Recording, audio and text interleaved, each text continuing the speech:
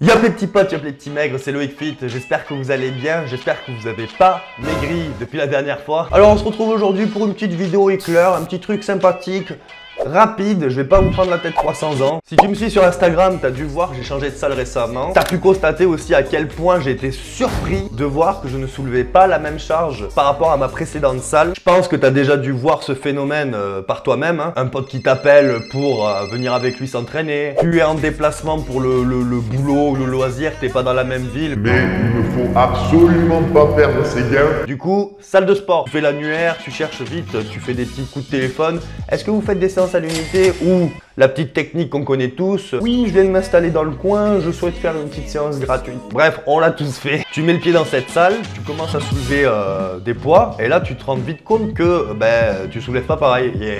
Sur un exercice, sur une machine, tu soulevais tant. Tu arrives dans cette salle, tu te mets à la même machine qui n'est pas de la même marque, tu vois que tu ne soulèves pas pareil. Tu vois que tu veux faire un coucher haltère, t'arrives pas à soulever les mêmes charges. Alors il y a plein de facteurs différents là-dessus, hein. T'es en déplacement, t'es pas chez toi, t'as pas assez mangé, t'as pas assez dormi. C'est pas ta même salle, j'appelle ça moi le gym lag. Pas le jet lag, c'est le gym lag. T'as pas tes repères, t'es complètement perdu. Les bancs sont trop étroits, les haltères elles sont plus épaisses. Les machines, certaines ont une ou deux poulets en plus, ce qui peut démultiplier la force. Enfin bref, t'as tellement de facteurs possibles que c'est impossible de devoir se comparer entre deux salles. Donc je débarque dans cette salle, je fais mon petit tour, je me dis allez, aujourd'hui épaules, on va tester un petit peu les machines. Là je suis dans la petite semaine de découverte de la salle. J'essaye de voir ce qui correspond le mieux par moi, j'essaye de réfléchir à d'éventuels futurs exercices. Bref, là je reste classique, je vois le guidé, je fonce pour aller m'échauffer dessus, et là, regarde.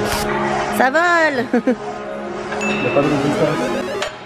La barre, lorsque je la lance en l'air, elle continue son mouvement, comme si elle était en apesanteur. Et même avec du poids, je peux te promettre que tu sens quand même que la barre, elle veut s'échapper de tes mains. Je vois starting charge 11,3 kg. Starting charge, c'est-à-dire que la charge, elle démarre à 11 kg. C'est comme ça que je le vois, moi. Vous me dites si je me trompe en commentaire, n'hésitez pas à me rectifier, on est là pour ça. Et en plus, je vois un petit câble qui part vers le haut, comme s'il y avait une espèce de contre-résistance qui a amené la barre vers le haut. Je commence ma popote, je mets les charges, 40, 60, 70, 80 kg. Parce que normalement, jusqu'à présent, mes guidés au militaire, j'étais à 70, 80. Allez, 90 kg quand je veux faire un peu le kikou, tu vois, je vais m'aventurer en mode lourd. 80 kg passe et c'est entre guillemets facile toujours. Et c'est impossible en même pas 5 jours que j'ai déjà fait les épaules que j'ai pris autant de force dans les deltos, hein. Continue à monter, 90, 100.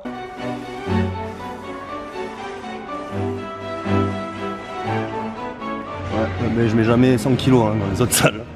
120, 120 kg je suis monté. Oh, 120 kg, c'est ce que je mets sur mes couchers libres, sur du 3-4 reps. C'est impossible que je fasse autant de reps avec autant de séries derrière aux épaules. Impossible. Même sur du guidé classique, c'est pas possible. Déjà que le guidé, il te supprime la stabilité, hein, parce qu'il y a les glissières, la base d'un guidé. Mais en plus, il y a une contre-résistance. Deux facteurs positifs à une charge supérieure. 40 kg de plus que sur mes militaires guidés dans mon ancienne salle. 40 kg de plus. Et encore, c'était mon premier jour à la salle. Donc si je commence à tryhard le guidé et compagnie, je vais pouvoir mettre carrément plus lourd encore. Mais tu me le mets au libre ou tu me mets sur un autre cadre guidé, je vais m'éclater la gueule direct avec ça. En fait, ce qui est dérangeant, enfin dérangeant c'est un bien grand mot, c'est qu'on puisse afficher une perf dessus, une perf de 1 ou 2 ou 3 pauvres reps en demi-rep dégueulasse.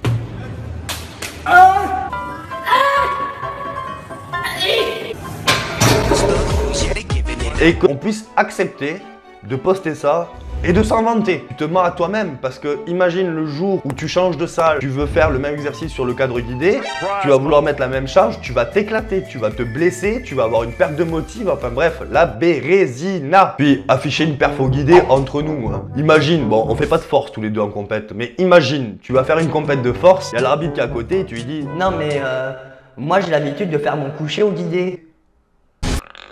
tu peux pas faire une perf, surtout avec un cadre guidé comme ça qui t'aide autant. C'est comme si t'avais quelqu'un au squat qui te serrait la ceinture et en plus t'en avais un autre qui te faisait monter la barre derrière. Aucun intérêt. Le mec qui fait un maxi à 130, 140 au guidé alors qu'au libre il est même pas à 100 kg, excusez-moi, mais c'est un kikou. Comme je te disais, tu te mens à toi-même, tu te fais une fausse joie, mais en plus, tu sais pas l'impact que tu peux avoir sur les autres personnes qui peuvent regarder ta vidéo. Tu tombes sur quelqu'un qui a la même corpulence que toi, par ego, il va vouloir tenter pareil dans sa salle qui n'est pas pourvue du même matériel et il risque de se blesser. Par contre, tu me sors une vidéo avec un 12-15 reps au couche à 140, un squat en SST dessus assez lourd. Come on. Make it burn. One more. Hold it, hold it, hold it, and up.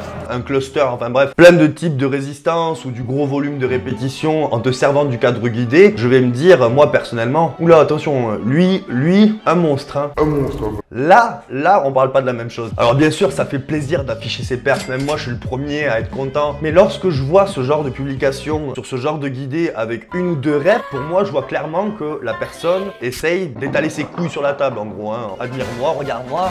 Ce genre de comportement, tu peux le voir sur Insta, auprès de tes amis, ta famille. Et cette vidéo, elle va te servir un petit peu à dissocier ce qui est du vrai du faux, la motive à la vantardise, du partage à la critique facile. Bien que la critique, elle te sert à avancer, hein. Tu remets en question plein de fois avec la critique, après avoir d'abord digéré la pilule quand même, hein. Je critique pas non plus le guidé de Basic Fit parce que moi, cette fluidité qu'il a, je le vois déjà comme un putain d'atout entre guillemets pour faire du lourd en faisant des reps. Ça va être un atout indéniable. Alors c'était une petite vidéo simple pour t'expliquer les différences qui peuvent exister entre différentes marques de matériel musculation. D'ailleurs, selon toi, qu'est-ce qu'il faudrait à un gym pour qu'il puisse être mieux, être meilleur sur le plan de vue gestion des clients, sur le plan de vue gestion du matériel qui est à disposition? Il y a peut-être éventuellement ton responsable de salle qui passe sur la vidéo et ça peut peut-être l'aider à y voir plus clair lui sur son organisation pour sa salle. Est-ce que toi aussi, du coup, tu as déjà vécu ce phénomène de un petit peu de faiblesse musculaire lorsque tu es dans une autre salle? Est-ce que tu es perdu aussi? Que moi, franchement, au tout début, lorsque je changeais de salle, parce qu'au début, je sais pas si vous aussi ça vous le faisiez, mais je voulais tester plein de salles différentes. Lorsque je voyais du nouveau matériel, j'étais tout en mode ouh. Et je me rappelle que je sortais de ma séance en me disant Putain, j'ai dû mettre moins lourd que dans ma précédente salle, franchement, je suis une merde. Alors bien sûr que c'est l'ego qui parlait et j'avais pas le recul que j'ai actuellement, mais ça peut peut-être te servir toi qui dois le vivre peut-être.